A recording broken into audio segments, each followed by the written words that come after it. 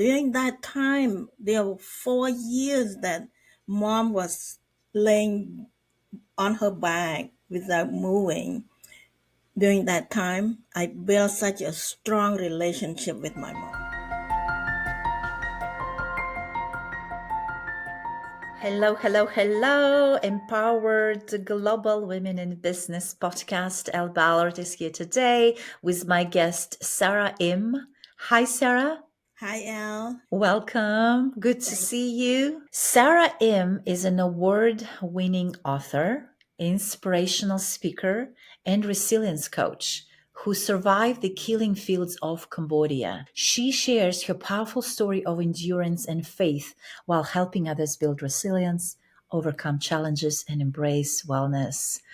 Thank you so much, Sara, for being here today, sharing your absolutely amazing story with us. Tell us more about this work that you're doing today and how that originated. Yeah, the work that I do today is speaking to inspire people, to give people encouragement and hope, and it's come from my background. Mm-hmm. I've gone through a big challenge in my life, and thank Mm-hmm. goodness I overcame it. And I realized that, there are a lot of people who are going through challenge in this life. They would probably appreciate to hear somebody that overcomes such a big obstacle in their life. So it might be able to help them to overcome their own challenges. So that's why Yeah, I love what I do. absolutely. Yeah. And thank you for sharing your story, your powerful story, and you inspire others with your story of resilience, right? And Mhm. let me go there actually, and I want to talk more about that story, and please feel free to share what you want to share to the depths of it, on the depth of it. But I am guessing the most powerful lessons came from that for you, right? Yeah, From that yeah. story, and can you share with us how that was for you and the challenges that you had to go through to learn those lessons? The first challenge in my life was happened when I was about 13, 14 years old, when Mm-hmm. my mom, who is more like a breadwinner in the family, and all of a sudden she had an accident and she became paralyzed. Mm. So she could not move. And she was, she's more like a leader in the family because she is a good commercial business person. So when she cannot work anymore, we are stuck. So as an oldest person in the family, oldest child in the family, I need to take care of my mom. So when I took care of mom, I took care with love because I was not grumble. I was not did not like what I do. No, I do it from the You depth were of not complaining, no, no. even though you were given this task at 13? Yeah, yeah. Wow. It was hard. Plus, I had to keep up with my school and Mm, take care of my baby brother as well. So it was mm, very challenging. wow. But because of my love for my family, Hmm. I did it and I did it. And during that time, there were 4 years that mom was laying on her back without moving. During that time, I built such a strong relationship with my mom. Strong bond, Mm, strong yeah. love. I know how much that we love each other. So, yeah, Mm, fast forward 4 or 5 years later, hmm. I graduated from high school and had an opportunity to attend college that is far away from home. But by then, my mom already get better. She was able to walk again. She was able to go out in the marketplace, make a living, and save money to send to support me in my school. So so that's just a quick background about my relationship with my mom. But now Mm-hmm. I'm in the capital city of Cambodia, attending college. I want to be an engineer. But unfortunately, there's some bad thing happened in Cambodia. In Mm-hmm. 1975, the communist regime took over our country. And you probably heard a little bit about it. But when the communist regime came in, they came in the military takeover right into the Mm. city. And we were all scared. And they came abruptly and nastily shut down the country. Shut down, I mean, everything was shut. No more school, no more grocery store, no more post office. So everything was just shut down. And I got stuck. I want to go Wow. home. Yeah. Mm-hmm. When bad thing happen to your life, you want to be close to people that you love. Yeah. In my case, I got stuck. I can't go home. They evacuate all of us out of the city. Mm-hmm. This group, they don't believe in the city. They want us to go out to work in the field, in the rice field. So they evacuate us, all of us. So I got evacuated, and I end up in the forced labor camp. Mm. The camp that's controlled by armed guard every minute. You cannot. Wow. You know, I want to run away so badly because the life was so challenging. I don't want to stay in this group, but I can't go anywhere. Mm-hmm. Yeah.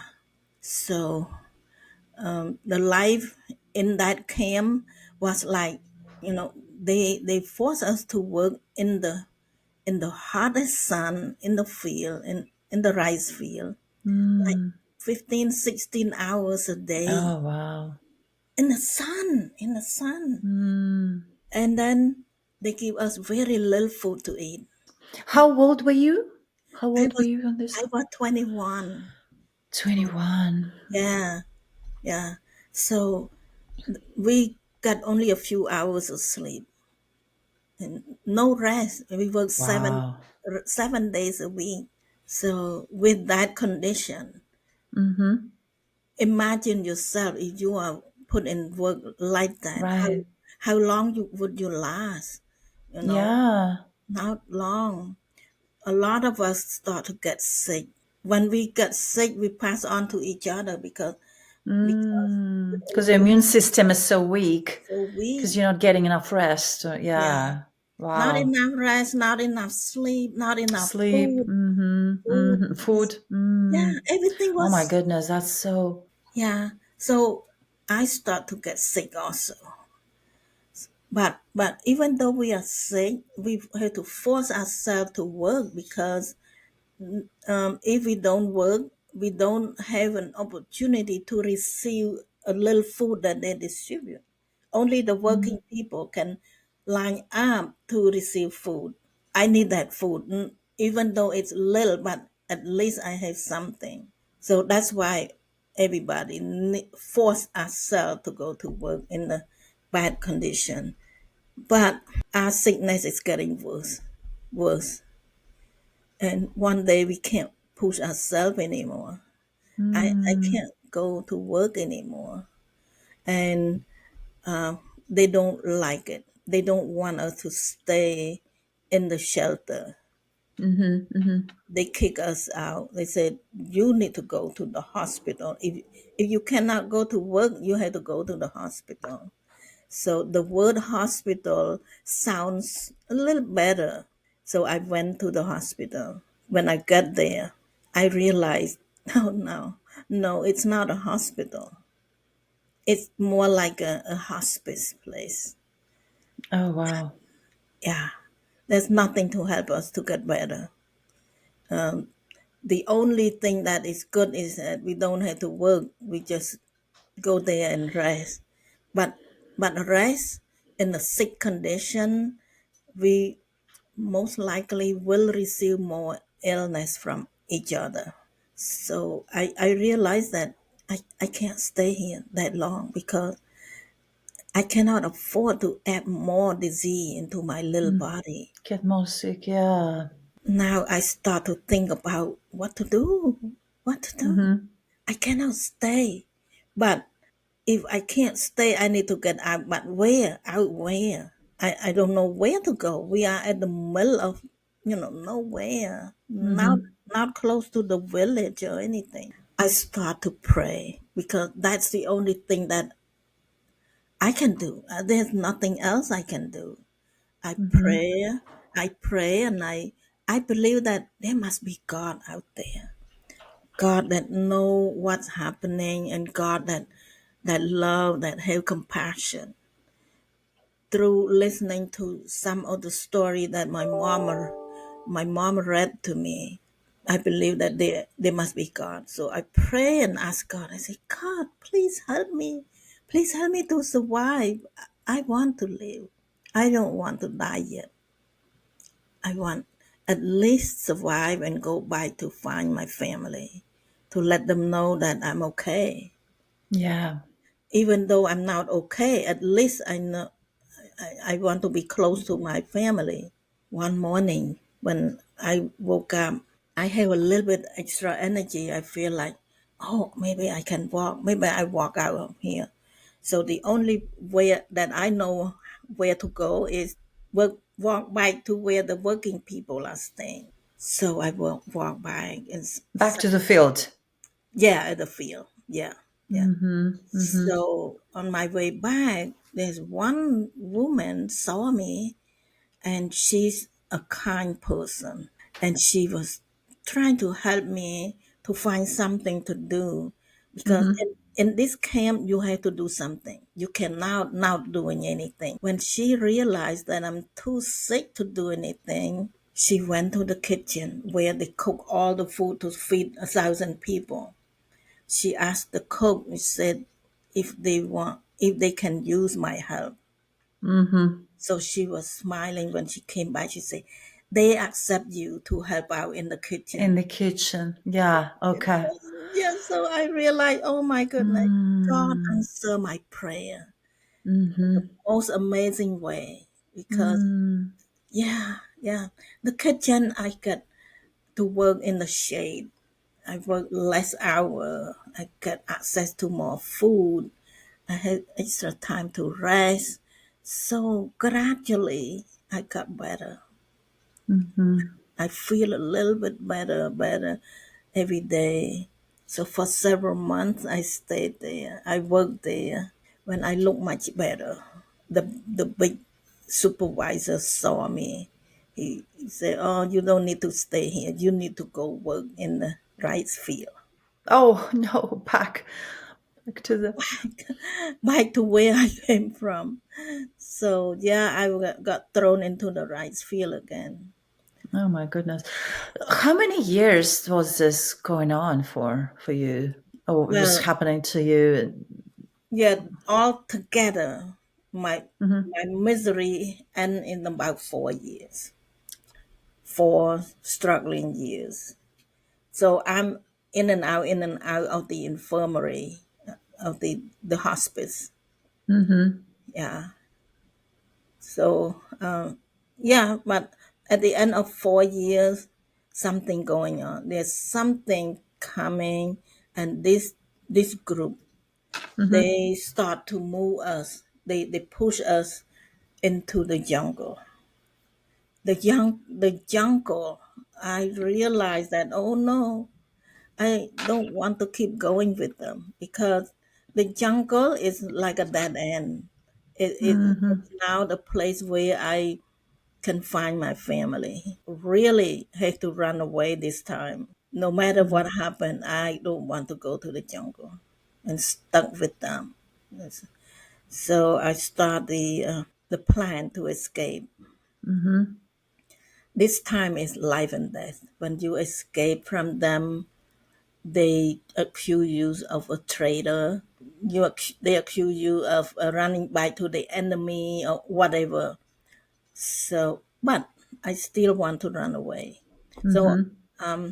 because I'm very frail, uh, working too hard, I'm asking three of my friends, ask them to support me, to come with me, to help me to escape, and all three friends say yes, yes. So we make plan together. So our plan is to wait until nighttime when the guard have a hard time seeing us. So we wait till nighttime and we sneak out. It's dangerous, but we have to do it. So you were able to escape. Yeah, I was able to escape, Wow. and our plan was successful.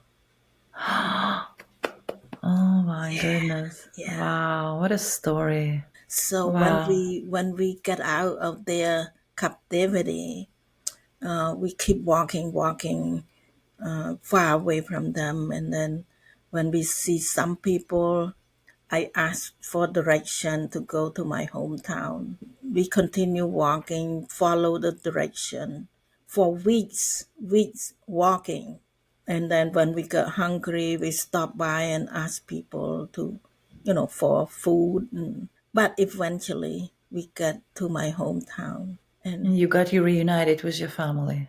yeah. At first, when I got to my place, my house was destroyed, and Mm, I couldn't find my family. But to make a long story short, I found them later on. mm-hmm, mm-hmm. Yeah.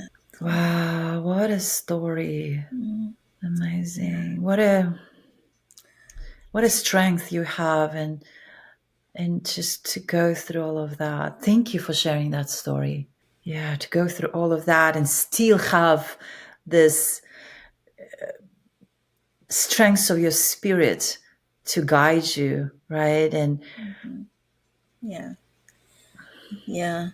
Yeah. I'm thankful that I'm thankful that I have friends willing to support me. I have the courage to pull it off. And yeah. when when I saw my family, they thought that I was dead. Mm-hmm. You know why? Because the whole country was liberated 4 months before I escaped. When this communist group started to push us toward the jungle, that's when the country was liberated. Oh. Yeah. So they took And us. of course you didn't realize that because you I were didn't realize because there was Mhm. no TV, no radio, or Sure. Yeah, anything. yeah, They yeah. they shut You everything were down. cut off from everything. Yeah, yeah. You are amazing. Yeah, yeah. And that decision, that pivotal decision um, that you decided to escape and with two of your friends, and that's just such a turning point, right, in your story. This is Empowered Global Women Business in Business podcast, right? And now you lead as a woman and you do your business and you help with sharing your story and for people to be resilient. I mean, what a story. But what does it mean for you personally to be an empowered To woman be in business? Yeah, to Mm-hmm. be empowered, it means you are authentic, you are yourself, you are courageous, Mm-hmm. you know your goal, your direction, your purpose. You know what Yeah. you want. You know your own mission, and you go Yeah. for it uh, Mm-hmm. with Yeah. courage, with love Mm-hmm. and courage. What an amazing story. And thank you for doing the work you're doing today with just sharing your courage with others, sharing the ways to be courageous through sharing your story. What an example, what an amazing example of courage and strength of just a human spirit. Um, Thank you, Sarah. I want to take us to the rapid fire questions, next section of our conversation here. And I have 5 questions. If you are ready, Okay. what is your favorite book title? Oh, this one book is still stuck in my mind. It's called "A Seven Habit of Successful People." by Dr. Stephen Mm. Covey. Okay. It, Yes, yes, yes. Familiar with that book. That's a great book. Yeah. it's Okay. an old book, but it's still powerful. Yes, it is. Yeah. Great. Okay. So beach or mountains? Mountain. But I live in Florida with the beach. Yes. I wish I'm in the mountain. Yeah. Yeah. Summer or winter? Summer, of course. Your favorite international destination to visit? Oh, international destination. I would say Australia. I Mm, nice. I just want to visit Australia because I have some relatives there, but never been there yet. Yeah. Yeah. Yeah, that's on my Australia is on my list too. I haven't been. It's on my list to visit as well. Okay, and my final question is things that you have discovered about yourself recently. I have discovered that I can be bold sometimes. Yes. Oh, wow. Yes, of course. Amazing. Thank you for playing. Oh, thank you. Thank you for playing. Well, and thank you for being here today, Sarah. And for those who are interested in getting to know your story more and your work more, we will share links on how to connect with you. And what are those links, by the way, if you want to share your website with us here? Yeah. My website is Hmm. my first name and last name.com.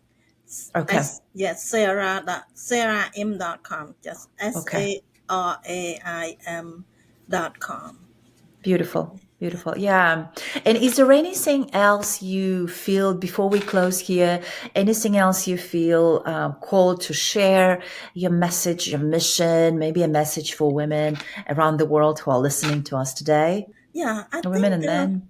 yeah, Hmm. my message to all the women in the world is that keep your optimistic, your positive attitude.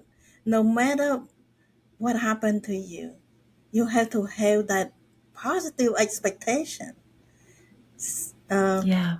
yeah, and have that sense of gratitude because no matter what, you can always find something to be grateful for. So no, yeah, Yes. no matter how bad So true. things are, Hmm. yeah, just look for something to be grateful for. And one more thing that I Hmm. like to share, that have that love in your heart and have the Hmm. team, have the support team. Like when I escape, I have my support team with me. Was there anything else? Something else you wanted to add? No, No? no, no. Okay. Yeah. Okay. Thank you so much, Sarah, for being here today, for Thank sharing your amazing, powerful story of resilience, of courage, of strength. Thank you. You're welcome, and thank you for having me. And I welcome any question, anybody. When you need to connect with me, just go to my website, saraim.com. You can make an appointment, you can call. I'm open. Beautiful. Thank you. Thank you, Sarah. I will see you soon.